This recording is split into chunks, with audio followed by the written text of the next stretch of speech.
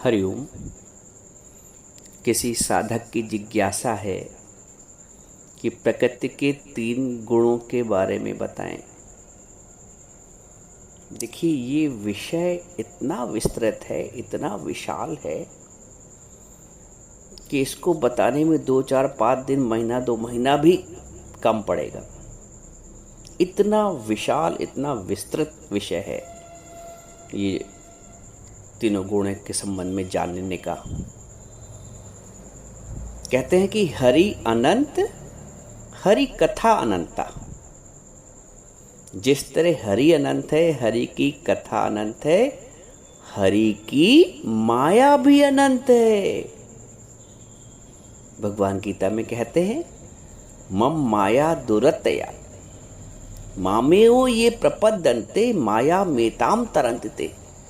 भगवान अर्जुन से कहते हैं कि मेरी माया बहुत दुस्तर है, बहुत प्रभावशाली है, लेकिन जो मेरी शरण में आता है, मामेओ ये प्रपद्यन्ते माया मेताम तरन्ते, वो तर जाता है जो मेरी शरण में आता है। वैसे तो मेरी माया बहुत दुस्तर है, बहुत प्रभावशाली है। तो माया का जो आधार है वो ये 3 गुण हैं, सतोगुण, रजोगुण, तमोगुण। ये माया के आधार हैं, या प्रकृति के आधार हैं। प्रकृति का कोई भी तत्व इन गुणों से परे नहीं है। 2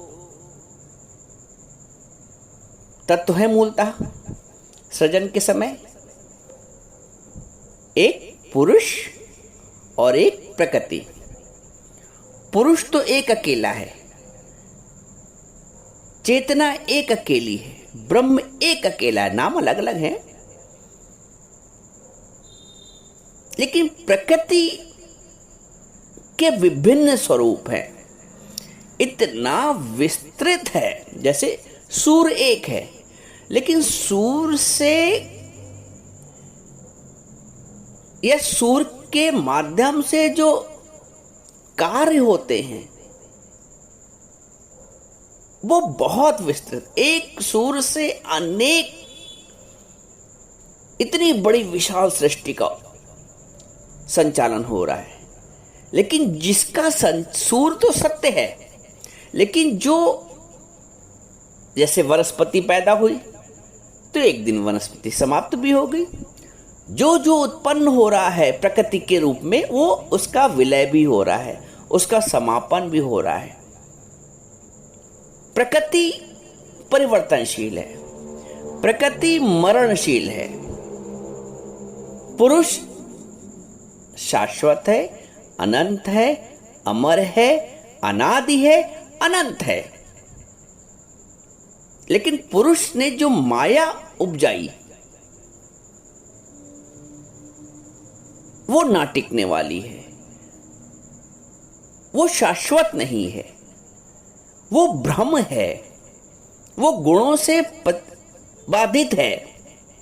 जैसे आप पुरुष हैं, आपने रात्रि में स्वप्न में एक सृष्टि बना ली,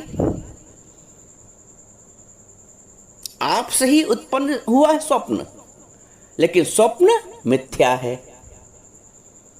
स्वप्न परिवर्तनशील है, आज कुछ और देखा तो कल कुछ और। स्वप्न में बनने और मिटने का भी गुण है, स्वप्न में अच्छे और बुरे का भी गुण है, स्वप्न में भय का भी गुण है, लेकिन सब मिथ्या है। अच्छा स्वप्न देखा वो भी मिथ्या है, बुरा देखा वो भी मिथ्या है, और भय स्वरूप देख लिया, कुछ डर गए, वो भी मिथ्या है। तो जैसे सृष्टि के 3 गुण, अच्छा रजोगुण, कार में रथ देख लिया अपने आप को, मैं ये कर रहा हूं, मैं ये कर रहा हूं, यहां जा रहा हूं, वहां जा रहा हूं, ये रजोगुण। अच्छा स्वप्न देखा तो सतोगुण, कार्य में लिप्त देख लिया तो रजोगुण, और कुछ भय और विनाश का देख लिया तो तमोगुण। लेकिन वो स्वप्न पूरी की पूरी स्वप्न की सृष्टि ही मिथ्या है, जबकि उत्पन्न तुम चेतन से हुई, तुम वास्तविकता, तुम्हारी वास्तविकता से हुई, लेकिन फिर भी मिथ्या है। और उसमें जो गुण दिखाई दिए हैं, सृष्टि का स्वरूप स्वप्न में दिखा वो भी मिथ्या है।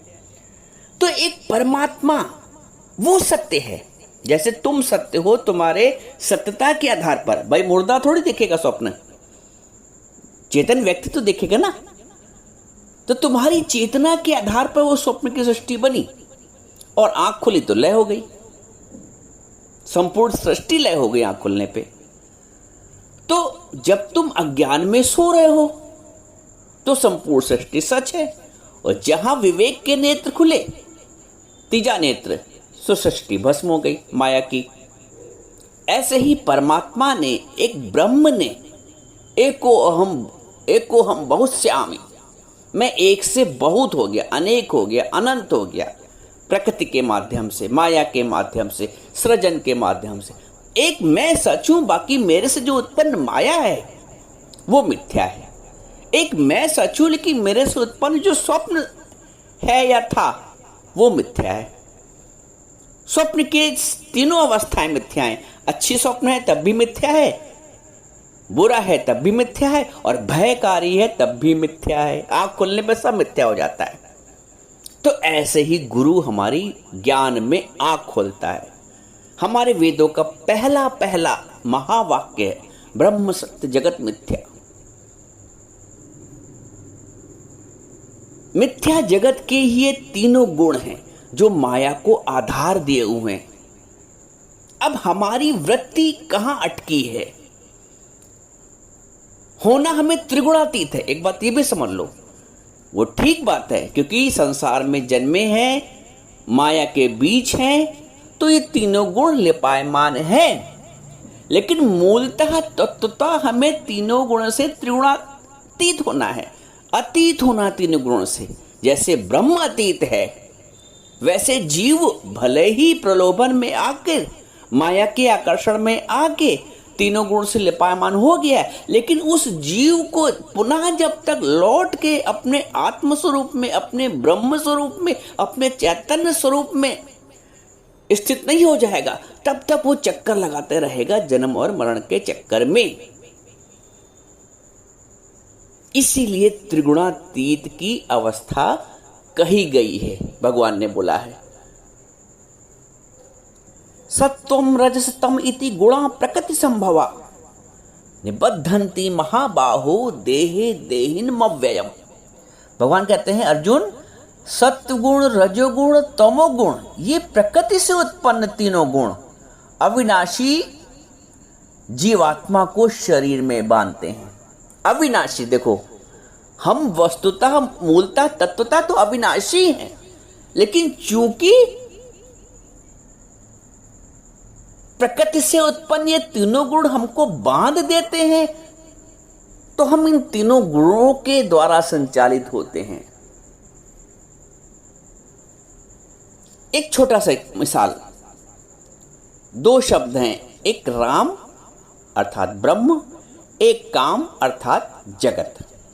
अगर वृत्ति राममय है तो सतोगुणी भाव, सतोगुण की प्रधानता है। यदि वृत्ति काममय है, सिर्फ करना करना, कर्म कर्म कर्म कर्म, जगत जगत जगत जगत, दुनिया के धंधे कभी कम न होंगे, अफसोस हम न होंगे, सारा जीवन चला गया जगत के धंधों में, तो वहां रजोगुण है। जब काम में वृत्ति है तो रजोगुण है, जब राम में वृत्ति है तो सतोगुण है, और जब राम में भी नहीं वृत्ति है और काम में भी वृत्ति नहीं, अकर्मणता का भाव है, आलस्य का भाव है, कुछ ना करने का भाव है, तब तमोगुण है। सीधा साधा, राम में वृत्ति है तो सतोगुण प्रधानता है सतोगुण की, और काम में वृत्ति है जगत के प्रति, जगत के कार्यों के प्रति, तो रजोगुण की प्रधानता है। और जब इन दोनों में नहीं है तो तमोगुण की प्रधानता है मनुष्य के जीवन में। सतोगुणी जैसे हमारी मीराबाई, संत एकनाथ, नामदेव, तुलसीदास, कबीरदास, इनकी प्रवृत्ति, इनकी वृत्ति भगवतमय है, भगवदाकार वृत्ति है, तो इस सतोगुण की प्रधानता है। हम में और आप में यदि सत्संग के प्रति लगाव है, रुझाव है, गुरु के वचनों से प्रेम है, तो सतोगुण की प्रधानता है। यदि वृत्ति जगत में, जगत के कार्यों में है, अरे भैया सत्संग का सुनने का टाइम नहीं मिलता है, बच्चों को पढ़ाना होता है, ये करना होता है, उनका टिफिन बनाना होता है, तो ठीक है समय मिल जाएगा तो सुन लेंगे। रजोगुण की प्रधानता।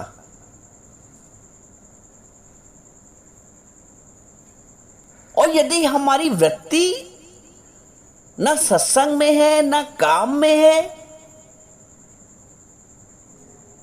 तब तमोगुण की प्रधानता है। अरे थोड़ा सा और सो जाएं, अरे कल कर लेंगे, अरे अभी जल्दी काहे किए, अभी कौन वहां जीवन खत्म हो जा रहा है। ये तमोगुण है, ये आलस्य है। इनसे ऊपर उठने की स्थिति को त्रिगुणातीत कहते हैं। रजोगुण को आपको एक दृष्टांत दें रजोगुण का। एक व्यक्ति की कपड़े की दुकान थी, कट पीस स्टोर था, थान में कपड़े होते थे और उसको मीटर में काट काट के बेचता था। तो इतनी ज्यादा उसको कर्म की आसक्ति थी। एक दिन वो पत्नी के साथ बेड पे सो रहा था, दोनों मियां बीवी साथ सो रहे थे, और सोते सोते वो एकदम से उठा और 1 मीटर 2 मीटर 3 मीटर कहते उसने अपनी लुंगी फाड़ दी। पत्नी एकदम से उठ गई, ये क्या कर रहे हो? बोला अरे हमने तो देखा कस्टमर सामने खड़ा है, मैं थान से कपड़ा काट के बेच रहा हूं। करते करते उसने 3 मीटर गिना और अपनी लुंगी फाड़ दी। ये है कर्म की आसक्ति, जो तुम्हें स्वप्न में भी इतना बांधे हुए। यह है रजोगुण की प्रधानता, जो तुम्हें स्वप्न तक खींच ले जाती है। यही प्रधानता यदि हमें सत्संग में हो, अपने गुरु में हो, वचनों में हो, वाणी में हो, तो हमें स्वप्न में क्या दिखेगा? गुरु दिखेगा, गुरु के वचन सुनाई पड़ेंगे, अपना डायरी का लिखना पढ़ना दिखाई देगा, भगवान से मिलने की इच्छा जागृत होगी। ये सत्वगुण की प्रधानता है। और जब ना ईश्वर आ रहा है स्वप्न में, ना गुरु आ रहा है, ना सत्संग अच्छा लग रहा है, ना काम में मन लग रहा है, तो वो तमोगुण की प्रधानता है। एक श्लोक में भगवान और बड़ा अच्छा बताते हैं कि सत्वम सुखे संजयति रजः कर्मणि भारतो ज्ञानम आवृत्य तु तमः प्रमादे संजयति उत। अर्जुन, सत्वगुण सुख में लगाता है। और परिभाषा समझिए भगवान के द्वारा, भगवान अर्जुन से कहते हैं सत्वगुण सुख में लगाता है और रजोगुण कर्म में प्रवृत्त करता है, तथा तमोगुण तो ज्ञान को ढककर प्रमाद आलस्य में लगाता है। छोटी सी प्रभात एक श्लोक में भगवान ने बता दिया कि सत्वम सुखे संजयति, सत्वगुण सुख में तुम्हें लगाता है, सुख प्यारा होता है सत्वगुण में। रजोगुण कर्म में प्रवृत्त करता है। इतना काम है महिलाओं के पास, पुरुषों के पास धन का अर्जन करने का इतना काम है कि अगर 8 बजे दुकान बंद करना है तो 10 बजे बंद करते हैं और शायद कोई आ जाए, इतने पर्चे लगे हैं, बांधना है। इतना रजोगुण, महिलाओं के पास काम नहीं है।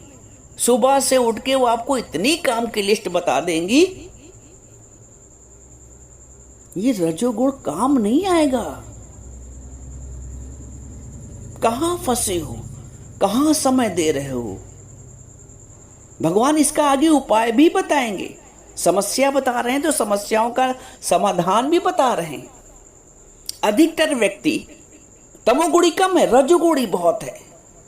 इतना उसको आपा खाए जा रहा है, इतना कर्म का बंधन उसको जकड़े ले रहा है कि वो बंधन से मुक्त होने का सात्विक भाव भी नहीं बना पाता अपने अंदर। बंधन से मुक्त होने का भाव भी तो बनाओ। किसी को बंधन क्या प्रिय है, किसी को रस्सी से बांध दें, लेकिन वो कब छूटेगी? जब उसके अंदर उत्कंठा होगी, ये भाव आगा कि कोई मुझे छुड़ाए, मैं छूटूं। तो हम कर्म के बंधन में, संसार के बंधन में इतना बंधे हैं कि बंधन से निर्बंधन होने का भाव भी नहीं आता। ये तो गुरु जगाता है, गुरु बताता है ये बंधन है, और बंधन से भी हमारा परिचय कराता है और फिर निर्बंधन करता है। अज्ञान में तो पता ही नहीं होता। हर व्यक्ति समझता है ये कर्म कर्म कर्म का पाठ ऐसा पढ़ लिया है कि वो जाल में फंसता ही जाता है। और ये कर्म ही हमारे जन्म और मरण का आधार होते हैं। 84 लाख योनियों का आधार बनते हैं ये कर्म। तो कर्म से अकर्म की अवस्था में कैसे आए, विकर्म की अवस्था में कैसे आए, सब भगवान ने बताया है। अकर्ता की अवस्था में कैसे आए, अकर्ता की अवस्था ही हमें त्रिगुणातीत करती है। आगे भगवान ने कर्मों, इन तीनों गुणों के आधार पे किए गए कर्मों का फल भी बताया है।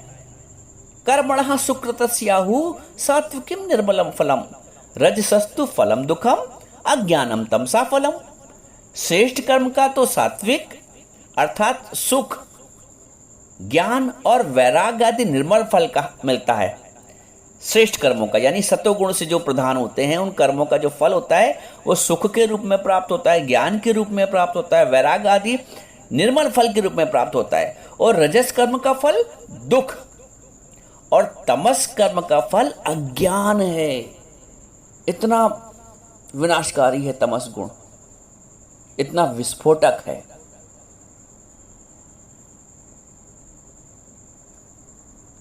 और अंत में भगवान बताते हैं कि माम चायो अव्यभिचारेण भक्ति योगेन सेवते सा गुणान समतीतैतान ब्रह्म भूयाय कल्पते। छूटने की विधि बता रहे हैं भगवान। बताते भगवान से कहते हैं कि जो पुरुष अव्यभिचारी भक्ति योग से, यानी व्यभिचार न हो भक्ति में। जैसे एक उदाहरण देते थे स्वामी रामकृष्ण परमहंस, एक स्त्री यदि अपने पति के अलावा कहीं और दृष्टि रखती है तो व्यभिचार है। तो वही भगवान करे अव्यभिचारी भक्ति, यानी एक परमात्मा के सिवा कहीं वृत्ति ना जाए, यह है अव्यभिचारणी भक्ति। जो पुरुष अव्यभिचारणी भक्ति योग से, भक्ति योग के द्वारा मुझको निरंतर भजता है, माम चायो अव्यभिचारणी भक्ति योगेन सेवते, मुझको निरंतर भजता है, वह भी इन तीनों गुणों को भली भांत लांग कर सा गुणान समतीतैतान, इन गुणों को अतिक्रमण कर देता है, लांग जाता है और सच्चिदानंद घन मुझ ब्रह्म को प्राप्त हो जाता है, जो उन तीनों गुणों से परे चला जाता है। तो हमारी जो आवश्यकता है वो तीनों गुणों से परे होने की है। सतोगुण करोगे तो स्वर्ग मिल जाएगा, सुख मिल जाएंगे, सोने की जंजीर से बंध जाओगे। और रजोगुण कर्म करोगे तो फिर जन्म मिल जाएगा कर्म के अनुसार। और तमोगुण तो फिर पिटवाता है, कष्ट दिलवाता है। तो जब तक हम परमात्मा की शरण में नहीं आएंगे तब तक हम कहते हैं अव्यभिचारण, माम चायो अव्यभिचारेण, मुझको जो अव्यभिचारणी भक्त से, अनन्य भाव से भक्ता है वो इस माया से पार चला जाता है, वो इन तीनों गुणों से पार चला जाता है। और गुरु जो है वो हमको जागृत करता है, तीनों गुणों से हमारा परिचय कराता है, परिचय कराने के बाद उनसे हमको परे भी कर देता है। क्योंकि ना मैं देह हूं, कहते हैं देहे देहिन मव्ययम, देही में बंध जाता है, जकड़ जाता है। जैसे एक तोता यदि पिंजड़े में कैद हो गया तो हम भी शरीर रूपी पिंजड़े में कैद हो जाते हैं, जबकि हमारा स्वरूप मुक्त स्वरूप है। हम जीव ब्रह्म बनेंगे तो सर्वत्र मैं ही हूं, और जीव बनके हम तोता बनके और शरीर रूपी पिंजड़े में कैद हो जाते हैं। और जब शरीर रूपी पिंजड़े में कैद हो गए तो फिर वैसे ही हालचाल, वैसे ही ढाल, वैसे ही सब खान पान, वैसे ही सब बोलचाल, तीनों गुण आके घेर लेते हैं। तमोगुण से अधिक रजोगुण मनुष्य को बंधन में डालता है, मनुष्य का पतन करता है। एक बूढ़ी माई की अंतिम श्वासें चल रही थी, मुख से बोल नहीं निकल रहे थे, इशारे से सबको बुला रही थी अपने बहुओं बेटों को। सबने सोचा अम्मा कुछ कहना चाहती हैं, कहीं कुछ खजाना आ जाना है, कहीं कुछ गड़ा हुआ है पैसा। सब लोग इकट्ठा हो गए परिवार के लोग कि भाई अम्मा जी का अंतिम समय है, अंतिम श्वासें गिर रही, और इशारे से सबको बुला रही, कुछ कहना चाह रही है। लोगों ने कहा बोलो अम्मा बोलो, क्या कहना चाहती हो, बोलो तो। बोलते बोलते अंतिम समय बोली तो क्या बोली, अरे गाय झाड़ू खाई जा रही है, तुम लोग क्या देख रहे हो। अंत में भी वृत्ति देख कह रही है कि गाय झाड़ू खाई जा रही है। ये है रजोगुण, ये है आसक्ति। जीते जी हमें इस रजोगुण से, इस तमोगुण से, इस सतोगुण से उपराम होना है। सतोगुण अच्छा है, तीर्थ दम, तीर्थ दान, तप सब अच्छा है, लेकिन चूंकि कर्ता भाव उसमें आ जाता है तो वो बंधनकारी बन जाता है। गुरु हमें कर्म से परहेज नहीं करवाता है, लेकिन कर्म के प्रति जो हमारी आसक्ति है और कर्म के प्रति जो कर्तापन का भाव है, उससे गुरु मुक्त कराता है। गुरु देह भाव से मुक्त कराता है। देह में सब विकार होते हैं, गुरु देह से ही मुक्त करता है। तो देह हो तो तीनों गुण भी हैं, तीनों गुण हैं तो फिर कर्ता और अहमता और ममता भी है, आसक्ति भी है, विकार भी है, शब्द स्पर्श रूप रस गंध की पोटली भी बंधी है साथ में, काम क्रोध अहंकार का भी बंधन बंधा हुआ है देह में। ये देह की प्रकृति बहुत बहुत विस्तृत है, कभी इसको आपको बताएंगे। प्रकृति का जो कार्य क्षेत्र है बहुत बड़ा है, इसमें 5 विषय, 5 विकार, तन मात्रा, सब बहुत कुछ आता है। तो बहुत उलझ जाओगे यदि तुम गुणों के चक्कर में पड़ोगे, प्रकृति के चक्कर में पड़ोगे, देह के चक्कर में पड़ोगे, जगत के चक्कर में पड़ोगे, तो उलझे ही रहोगे, कभी नहीं छूट पाओगे। ये तो गुरु हम पे करुणा दया करता है कि इन विशाल झंझट से, इस विशाल माया से, इस दुरत्या माया से, जिसको भगवान कहते हैं मम माया दुरत्या, गुरु हमसे इससे हमको बचा लेता है और एक ब्रह्म की ओर ढकेल देता है, एक राम की ओर ढकेल देता है। जहां राम तहां काम नहीं, जहां काम नहीं राम। कहीं तुलसी ऐसा होश के, कहीं रवि रजनी एक धाम।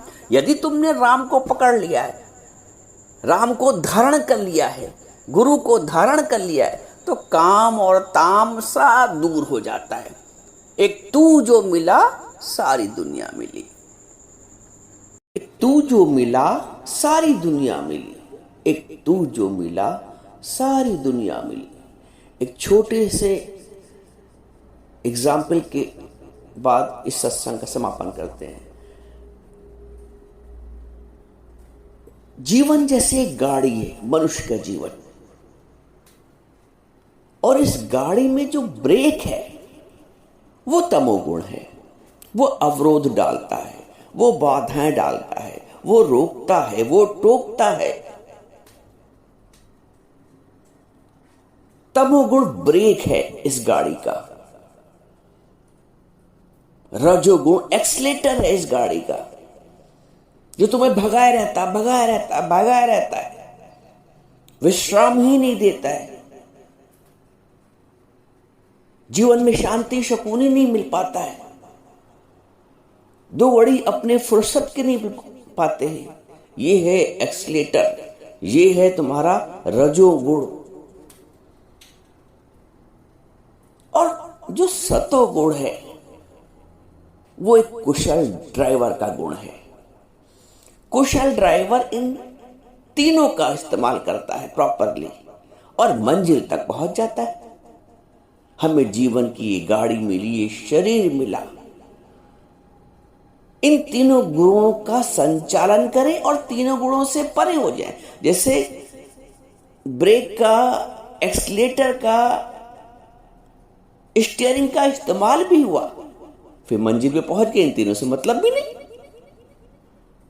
हमें अपने परमार्थ की पराकाष्ठा पे पहुंचना है, अर्थात उस ब्रह्म तत्व की अनुभूति करनी है। इन गुणों का प्रयोग करते हुए इनसे परे भी रहना है।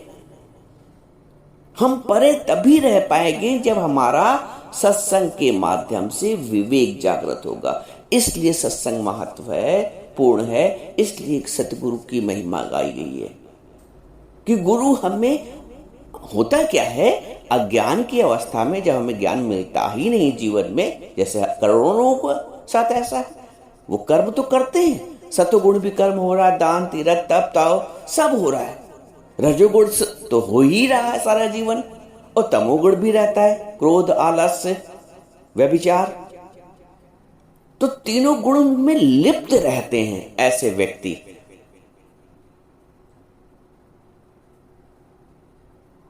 तो जैसे जैसे वो लिप्त रहते हैं और अंत के मत में जो गुण प्रधान होता है वैसे उनका जन्म होता है, वैसे उन्हें शरीर प्राप्त होता है। जैसी मति हो जाती है अंत के समय वैसे ही गति प्राप्त हो जाती है। तो जिस गुण की प्रधानता जीवन में रही होगी उसी गुण के अनुसार उनको अगला जन्म मिल जाएगा। लेकिन जो ज्ञानी है वो जीते जी, मानने की बात नहीं, वो जीते जी इन गुणों से, तीनों गुणों से परे हो जाता है। बेशक प्रयोग मिला पर दिल नहीं अटकाना, वो बेशक प्रयोग भी तो लाता है, दृष्टा बनके, चालक बनके, लेकिन उनमें अटकता नहीं है। जैसे सांप अपनी केचुल छोड़ देता है, ज्ञानी जीते जी अपना देह भाव छोड़ देता है। और जब देह भाव ही छूट गया तो गुण तो स्वतः ही छूट जाएंगे।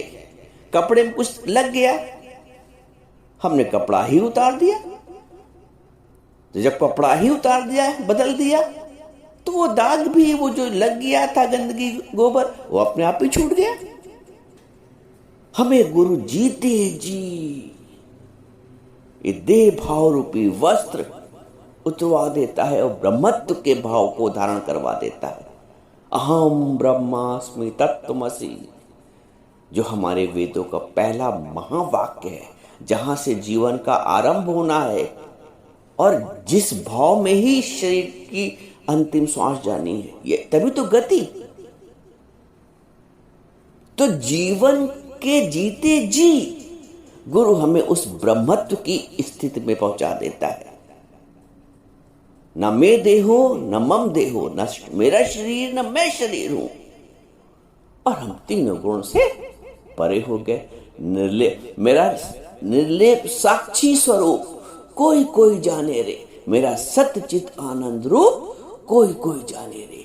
तो गुणों से निर्लेप हो, शरीर भाव से उपराम हो और अपने ब्रह्म भाव में अवस्थित हो जाओ।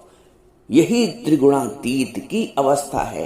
तो मैं त्रिगुणातीत हूं, मैं त्रिगुणातीत हूं, मैं त्रिगुणातीत हूं।